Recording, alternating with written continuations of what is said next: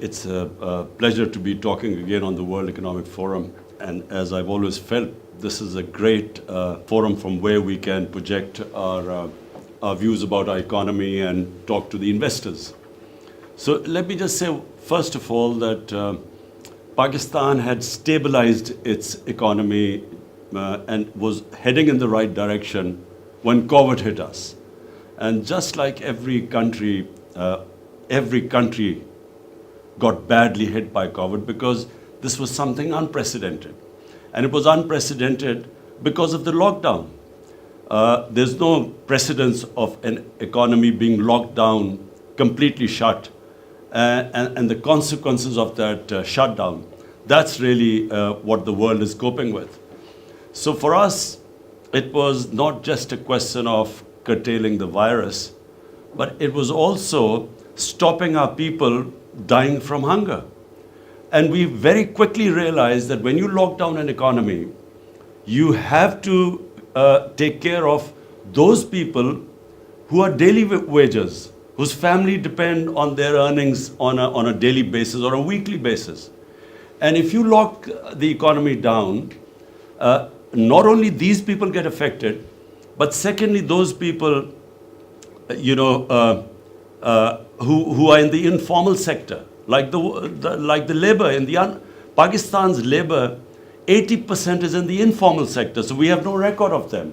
So unlike the US, where you could send money to their bank accounts, we couldn't do that.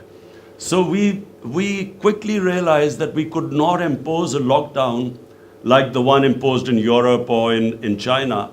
We realized that we had to go for a smart lockdown. In other words, have spot the hotspots and lock them down, but do not really have a strict lockdown because you can't lock down hungry people. So that worked. We opened up our economy quicker than others. We never locked down the agriculture sector, which was basically rural. We opened up the construction sector, which was in the cities. And because it was mainly outdoor, there was no spread because opening up the construction sector. And then we had a cash program where we gave about 15 million families were given cash handouts. And it was one of the best programs. And that really saved us from the worst effects of the lockdown. And actually, because the people were with us, the public complied with our measures, we came out of it better than any other country. So we saved our economy from its worst effects. Also, we saved people dying from the virus. Now, of course, we are hitting a second peak. And my worry right now is that, number one, because we succeeded so well, people are no longer that worried about the virus anymore. And so we do not find that sort of level of compliance. And secondly, we do not know how long this second wave, because it's in the winter, we don't know what this winter wave is going to be like. So, there's a bit of worry right now because our cases are climbing up quite rapidly these days. The lessons we learned from the first wave of COVID was that we, in our country, with our high levels of poverty and with a young population, high levels of unemployment, we cannot afford a lockdown where we lock down our businesses, where we lock down the factories. So we have taken a policy decision that we are going to keep the businesses and the factories which employ people. We are not going to lock them down. We are going to only lock down the non-essential, in other words, public gatherings and so on, where our economy doesn't get hurt. Because we feel that the consequences of hurting our economy on the people is going to be far greater than the effects of the virus. Now, the two challenges we faced, the two biggest challenges, one was the fiscal deficit. When we came to power, it was the biggest ever fiscal deficit in our history. And second was the current account deficit, the external deficit. And that also was a record deficit. So the first year and a half really was stabilizing the economy to bring these deficits down. So cutting our expenditure, improving governance, and then improving the tax collection to remedy the fiscal imbalancing. And secondly was cutting down on our imports and trying to stimulate our exports, stimulate remittances into Pakistan, because that forms a considerable part of our foreign exchange earning. Foreign direct investment, which was improving and fortunately is improving again. And then also clamp down on money laundering. Now, this is a big problem in the developing world where illegal, illicit flows of money leave our country to offshore accounts and so on. This illegal money. So we clamp down on that too. As a result, after 17 years, the last quarter, we had a current account surplus. This is after 17 years, so this was a big achievement, and which reflected on the stability of our currency, because we have our currency is now floated and it's on a market-based exchange rate. So our current currency stabilized, in fact, gained in the last few months. Our exports started increasing, because previously our exchange rate was artificially kept high. As a result, the exports went down, and we had the biggest trade gap of $40 billion between import and exports. Our exports started improving. We also gave incentives to the export industry, to the industry in general. And so we are seeing, compared to all the other countries who've been hit by COVID, Pakistan is that fortunate country where our stock exchange shows that the business community has confidence in us. Our exchange rate reflects that. We have now cement sales are highest in our history, which means that the incentives given to the construction sector have worked. So the construction sector is on the move, which means more employment. Our textile industry at the moment is running full. The hub of the city, which is the hub of the textile industry, Faisalabad, they are short of labor right now. So the measures we took first stabilized and now are heading in the right direction. Of course, I say this because we do not now know, and we are praying that the second wave of COVID does not really make us take those measures which affect this right trend, the country which is heading in the right direction. CPEC is not exclusive to just China. CPEC is, first of all, it started with connectivity. It was a transport, a road network which connected various areas in Pakistan. Secondly, it was about power generation. We were short of power, so we needed power generation, to fuel the growing population and the growth rate. So now the second phase of CPEC is more than connectivity. It is special economic zones which we are opening up. With special incentives there. It is about agriculture, where we really need help from China because their productivity in agriculture is much higher than in Pakistan. And it's about also these technology institutes which we want help from China because of digitalization of Pakistan, improving our e-commerce. So we need skilled labor for that. So that's also part of CPEC. But mainly it is about connectivity. It connects Pakistan to China, which is one of the biggest markets. First time in Pakistan's history, we are modernizing our railway. And it will completely revolutionize railway travel in Pakistan, which is called the ML1. And it connects Karachi right up to Peshawar. And the next phase, we want to connect it right through Afghanistan to Uzbekistan. So it will connect us to China. And also we hope that there will be an east-west. Unfortunately, with India right now, we have a problem. And we hope that this will change with a new government, which is a moderate government. We have where we can resume normal relationship with India. But with Iran, if sanctions are lifted there, we then have a north to south, east to west connectivity, and Pakistan's special strategic location connects it to the biggest biggest markets, as well as the energy corridor. So we are really very well placed, and CPEC is a great opportunity to now move forward from here. And as I said, it's not exclusive to China. Anyone can become part of the CPEC. the key for us right now is Afghanistan. It's after a long time that there is a prospect of peace. For some reason, there were attempts for a military solution, and here's someone who kept saying that there was never going to be a military solution. Finally, the peace talks started, and Pakistan played a huge part in getting the Americans and the Taliban to sit on a table. And then it played another very difficult to get an intra-Afghan dialogue going. Now, unfortunately, the level of violence is growing in Afghanistan, and this is of concern to us because we believe that peace in Afghanistan has huge dividends, first of all to the people of Afghanistan, but then to people of Pakistan. It connects us right up to Central Asia. And as you quite rightly said, Central Asia has this huge untapped potential, which will be of great benefit to us and to Central Asia if they can connect right down. They're landlocked, and they can, through Gwadar, they can be connected to the world. The great hope here is that these talks succeed and there is peace in Afghanistan.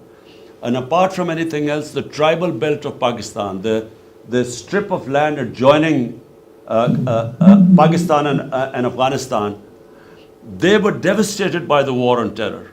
And the best way to rehabilitate and to give employment to the people there is if there is peace in Afghanistan, and the adjoining areas will benefit the most from trading and connectivity. If someone asked me what was President Trump's greatest achievement, for me it is this resumption of the Afghan peace process. I feel that it was a great achievement of his because he literally forced this peace process to take place. And the fact that after so many years there's a dialogue going on, no matter how difficult, and it was always going to be difficult.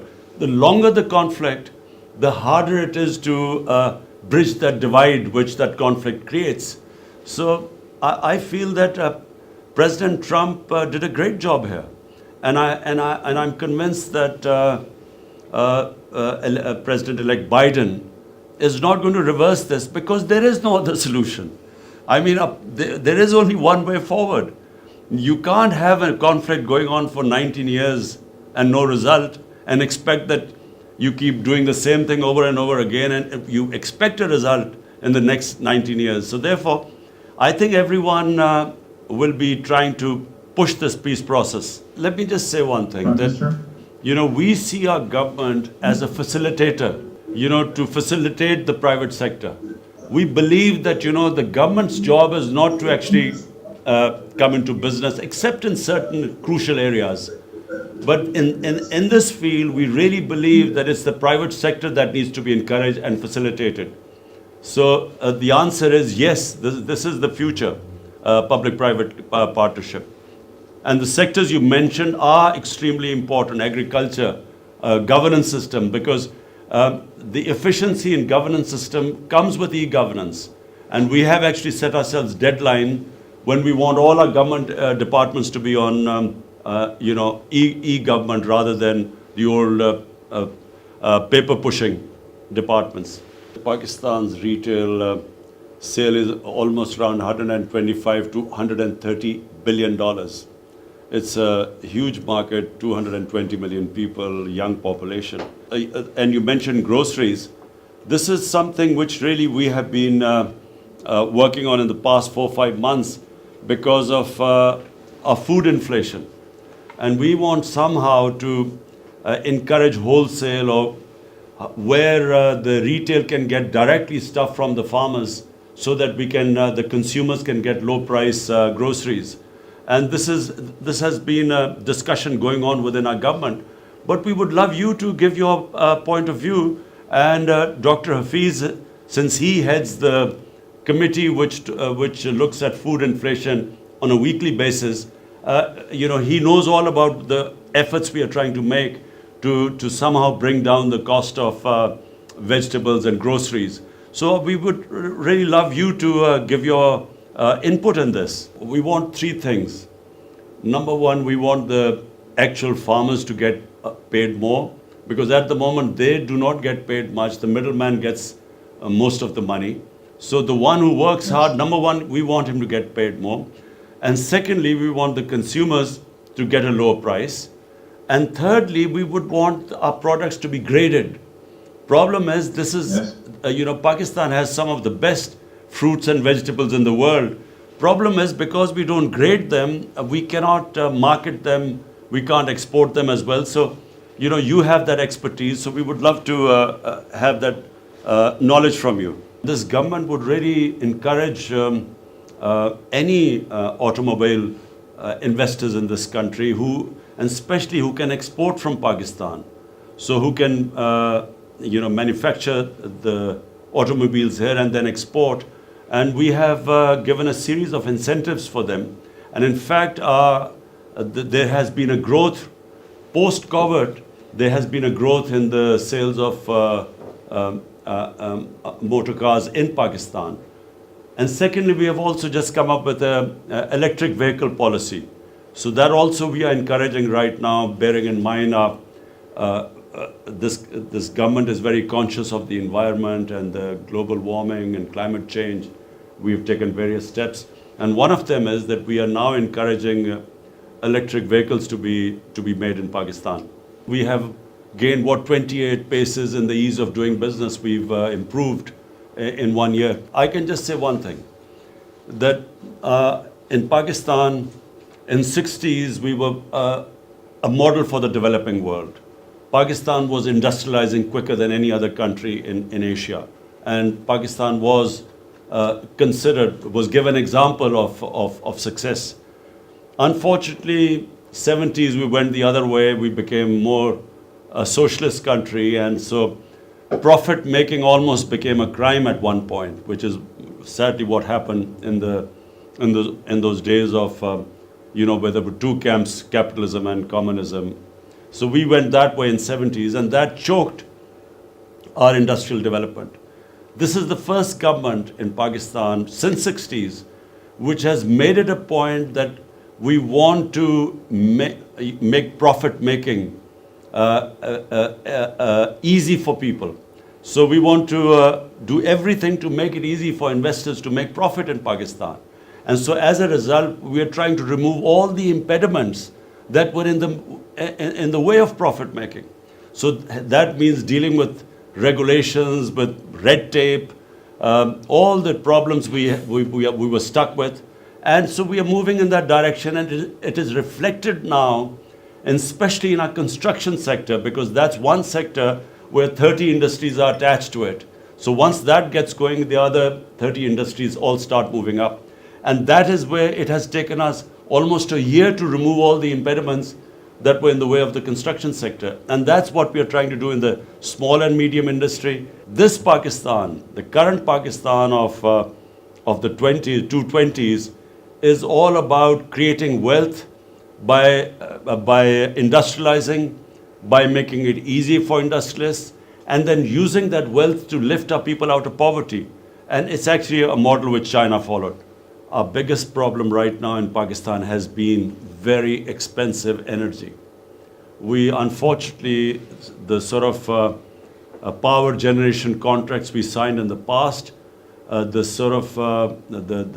cost of that generation is unfortunately so high that we are almost 25% more expensive, producing more expensive energy in Pakistan compared to our competitors like Bangladesh and India. And I mean 25% more expensive energy to industry.